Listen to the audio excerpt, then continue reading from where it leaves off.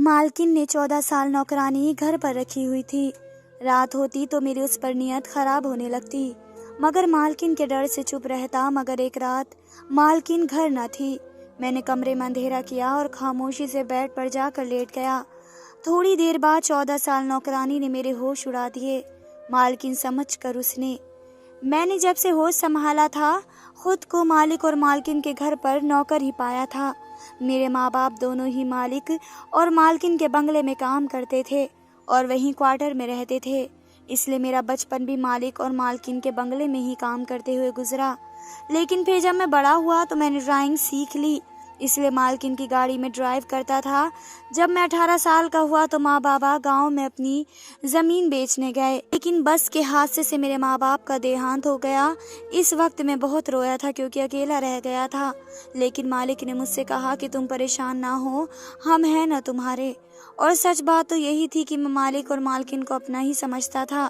मालिक का रवैया तो मेरे साथ बहुत अच्छा था, लेकिन मालकिन बड़ी सख्त मिजाज की थी। इसकी आदत थी कि वह तमाम नौकरों पर बड़ी कड़ी नज़र रखती थी। उन दोनों को अपनी तो कोई औलाद न थी, इसलिए मालकिन सारा दिन नौकरों पर चीखती चिल्लाती नजर आती। छुट्टी वाले दिन जब मालिक घर पर होते तभी हमारी जान को कुछ सुकून होता था, क्योंकि वे मालकिन से कहते रहते थे, क्या तुम हर वक्त नौकरों पर चिल्लाती रहती हो? वह भी इंसान है, एक दिन की छुट्टी दे दिया करो। फिर वह हमें इशारे से कह देते कि जाओ ऐश करो, क्योंकि मालकिन का सारा गुस्सा मालिक की तरफ हो जाता था। वे कहती थी कि आपने ही सब नौकरों को सर पर चढ़ा रखा है, मैं ना हूँ तो घर का कबाड़ा बना देते हैं आपके ये नौकर। मालिक का इशारा पाते ही हम सब खुशी खुशी घर से बाहर निकल गए थे। मेरे साथ माली और चौकीदार भी शामिल हो जाते थे। हम 3 लड़के सबसे पहले समुद्र जाते, खूब नहाते, एंजॉय करके 3-4 घंटे बाद ही वापस लौटते थे। मालिक मुस्कुराकर हमसे पूछते, क्यों मज़ा आया छुट्टी के दिन, खूब एंजॉय किया ना? मालिक हमारे बड़े ही खुश मिजाज किस्म के थे, लेकिन मालकिन का तो मुंह सूजा हुआ रहता था। घूर घूर के हमें देखती रहती थी, कहती थी, कल तुम्हारा मालिक ज़रा ऑफिस जाए, फिर मैं तुम लोगों को सीधा कर दूंगी।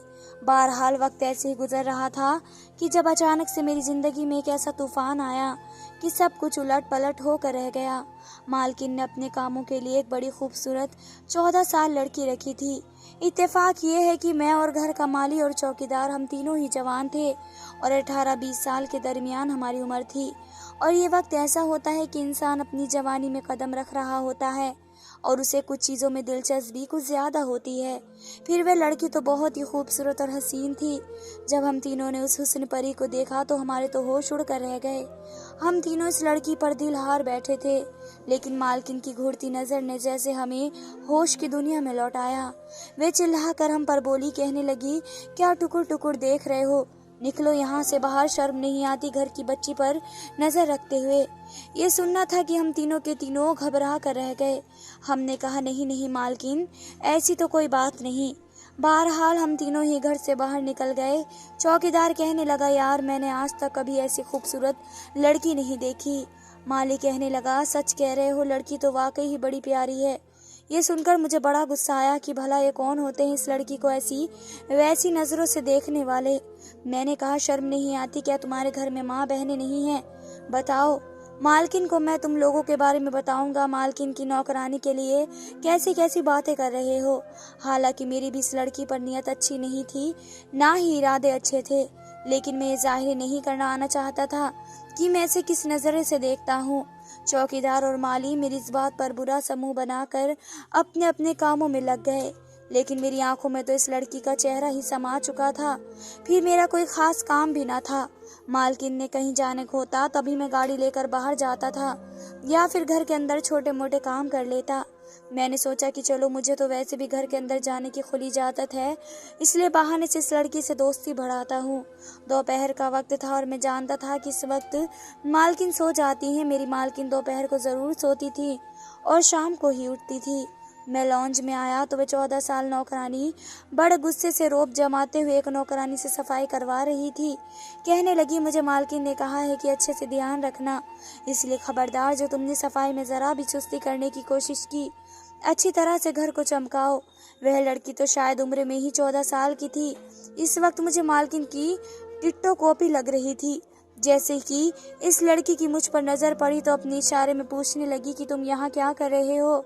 इस लड़की के इशारे से लग रहा था मेरे आने की वजह पूछ रही है। मैंने कहा जी, अगर आपको कोई काम हो तो बता दे, दिन के वक्त में घर के छोटे मोटे काम भी कर लेता हूँ। मालकिन सो रही हैं, इसलिए मेरी बात सुनकर वे कहने लगी, अच्छा ठीक है, आओ मेरे साथ। ये कहकर वे मुझे किचन में ले गई। पूरा सिंक बर्तनों से भरा पड़ा था। कहने लगी, ऐसा करो, पहले ये बर्तन धोकर। फिर उसने टेबल की तरफ इशारा किया जो किचन में पड़ा था, जिस पर कच्ची सब्जियां पड़ी थी। कहने लगी, फिर इन सब्जियों को काटना। फिर इसने किचन की शेल्फ की तरफ इशारा किया। कहने लगी, शेल्फ भी साफ करो और जब सारा काम कर लो तो मुझे बताना, फिर मैं बताऊंगी तुम्हें आगे क्या करना है। ये कहते हुए वह कमर पर हाथ रखे हुए आराम से वहां से बाहर चली गई। बहरहाल मैंने सारे बर्तन धो दिए, किचन साफ किया, उसके बाद सब्जी भी सारी काट ली। अभी मैं प्याज काट रहा था जब मेरी आंखों से पानी पूरी तरह से बह रहा था कि मैंने देखा वह लड़की किचन में बड़ी तेज से दाखिल हुई। फौरन से मेरे पास आई, मेरे हाथ से झट से छुरी पकड़ ली। कहने लगी, फटाफट से निकलो बाहर, मालकिन आ गई हैं और किचन में ही आ रही हैं।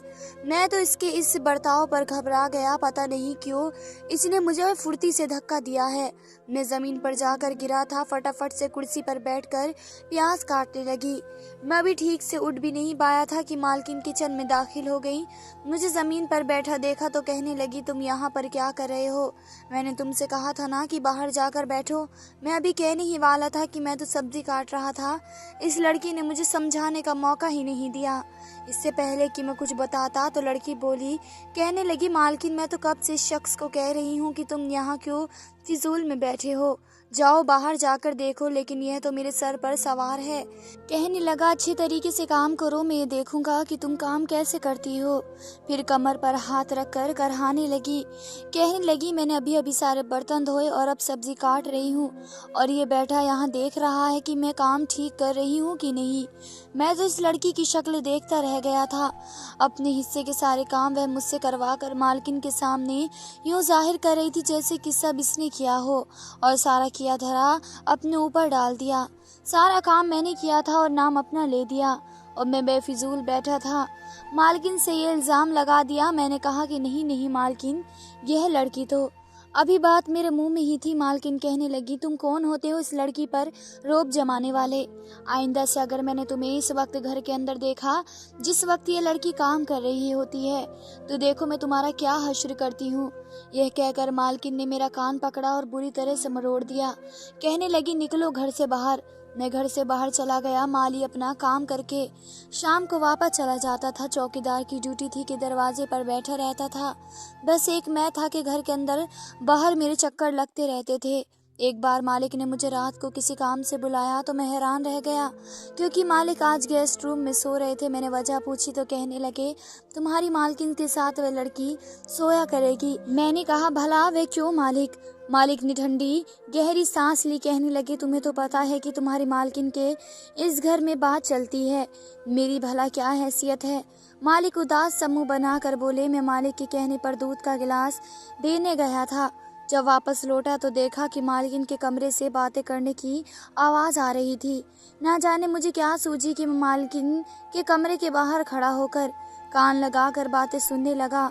लेकिन जो बातें मैंने सुनी मेरे होश उड़ाने के लिए काफ़ी थे। मैं वहां से वापस अपने क्वार्टर में आ गया। मुझे लगा कि जो कुछ मैंने सुना है हो सकता है कि जैसे मैं सोच रहा हूँ वह बात ना हो, लेकिन इस लड़की का मालकिन के कमरे में सोना मेरी समझ से बाहर था। हालांकि इस लड़की का रवैया मेरे साथ कुछ खास अच्छा ना था, लेकिन फिर भी मैं इस पर अपना दिल हार बैठा था। लेकिन दिन भर तो मालकिन की कड़ी नज़र मुझ पर होती थी। सोच रहा था कि किस तरीके से इस लड़की से बात की जाए, क्योंकि रात को भी मालकिन इसे अपने कमरे में सुलाती थी। मैं बार बार ऐसा मौका ढूंढता जिससे कि मेरी इस लड़की से बातें हो जाए और बात बन जाए, लेकिन मैं जानता था कि मालकिन ऐसा होने नहीं देंगी। एक बार मुझे इस लड़की से बात करने का मौका मिल गया। मालकिन दोपहर को सो रही थी। मैं चुपके से लॉन्ज में आया। तमाम नौकर इस वक्त काम करके अपने घर जा चुके थे। वह लड़की किचन में फ़ोन पर किसी से बातें कर रही थी। मैं धीरे से चलता हुआ किचन में आ गया। इसके बिल्कुल पास जाकर खड़ा हो गया। ये शायद अपनी माँ से बात कर रही थी। कहने लगी, सब कुछ अच्छा है। मेरा बहुत ख्याल रखते हैं। आप मेरे लिए परेशान ना हो। इस वक्त इस लड़की का लहजा बहुत ही धीमा सा था। ये बड़े मीठे लहजे में बात कर रही थी। इसकी आवाज़ मेरे कानों में रस घोल रही थी। फ़ोन बंद करके जैसे ही वह पलटी, मुझे टकराते टकराते बची थी। मैं भी बौखला कर रह गया। मुझे अपने पास में खड़ा देखकर वह कहने लगी, तुम यहाँ क्या कर रहे हो? मैंने कहा, थोड़ा आहिस्ता बोलो, मालकिन उठ जाएंगी। वह कहने लगी, तो मैंने उससे कहा कि मुझे तुमसे कुछ बात करनी है। इसने तो यूं आस्तीने चढ़ाकर कमर पर हाथ रखा जैसे कि लड़ने के लिए तैयार है। लेकिन मैंने सोचा कि लगे हाथ मुझे अपनी मोहब्बत का इजहार कर ही देना चाहिए। मैंने इसे कहा कि तुम मुझे अच्छी लगती हो, मैं तुमसे मोहब्बत करने लगा हूँ। ये सुनना था कि उसने एक ज़ोरदार थप्पड़ मेरे मुंह पर मार दिया। मुझे इससे ऐसी उम्मीद हरगिज़ भी नहीं थी। वह मुझसे बड़ा गलत लहजे में बोली, शर्म नहीं आती? तुमने आईने में अपनी शक्ल देखी है? तो इतने में इसका तेज लहजा सुनकर मालकिन भी किचन में आ गई। वह मालकिन को मेरी बात बताने लगी। इसके बाद तो मालकिन ने न आओ देखा न ताओ और मुझ पर डंडे बरसाने लगी। उनके हाथ में बेलन ही आया था। उन्होंने मुझे बेलन से ही मारना शुरू कर दिया। कहने लगी, तुम्हारी हिम्मत कैसे हुई ऐसी बातें करने की? मैंने ऐसी कोई गलत बात भी नहीं की थी, सिर्फ अपनी मोहब्बत का इजहार ही तो किया था। वह लड़की चाहती तो मुझे इनकार कर देती, लेकिन इसने तो। मैं लॉन्ज से बाहर निकल गया और मेरे सर और चेहरे पर नील के निशान देकर चौकीदार और माली हंसी हंसने लगे।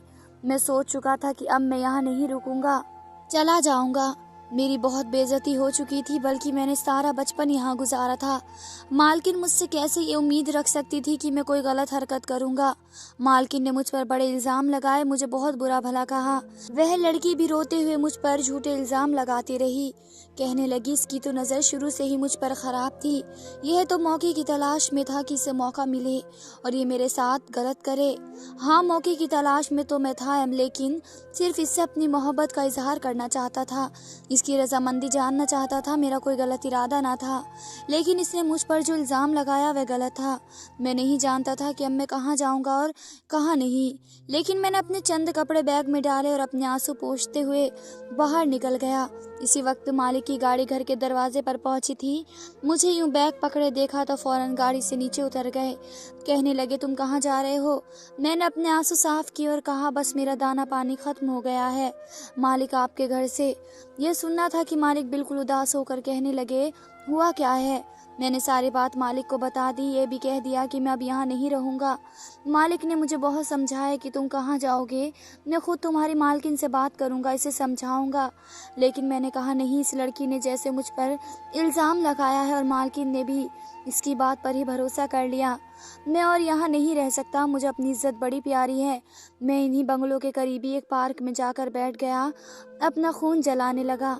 काफ़ी देर रोता रहा। मुझे अब इस लड़की से नफरत सी महसूस होने लगी थी। इस दिन भी जब मैं कमरे के बाहर खड़ा उनकी बातें सुन रहा था तो वह लड़की मालकिन को मालिक के खिलाफ कर रही थी, लेकिन मैं क्या कर सकता था? मालकिन को तो इसी की बात पर भरोसा था। मैं वहीं बीच पर बैठा था कि मेरे पीछे वाली बेंच पर दो नौजवान आकर बैठ गए। जो बातें उन दोनों नौजवान ने की, ये सुनकर मेरे होश उड़ गए थे। कुछ देर तो मैं इसी कश्मकश में मुब्तला रहा कि क्या करूँ और क्या ना करूँ।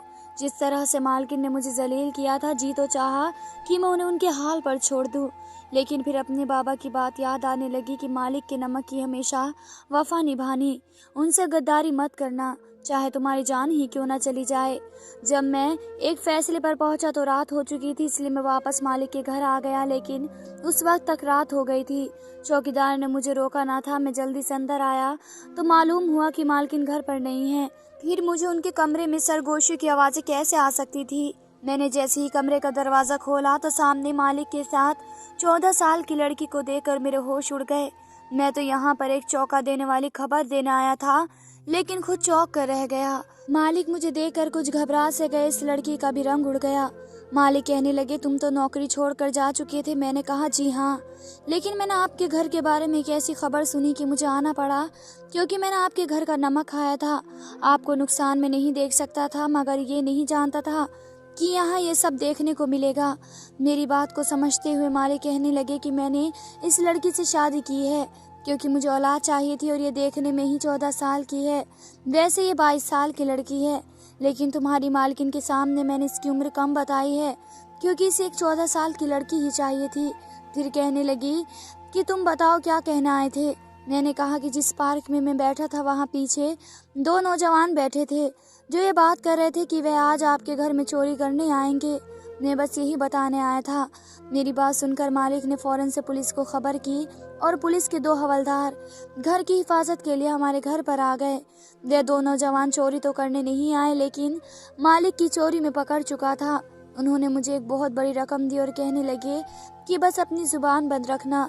अभी तुम्हारी मालकिन ये सब सुनने के लिए तैयार नहीं होंगी, लेकिन जैसे उसे पता चलेगा कि मैं बाप बनने वाला हूँ, ये खुद ही इस लड़की को अपनी सौतन के तौर पर स्वीकार कर लेगी। मैंने एक ठंडी आह भरी और हाँ ने सर हिला दिया। आखिर को वह लड़की कभी मेरी एक तरफा मोहब्बत देख चुकी थी। धन्यवाद दोस्तों।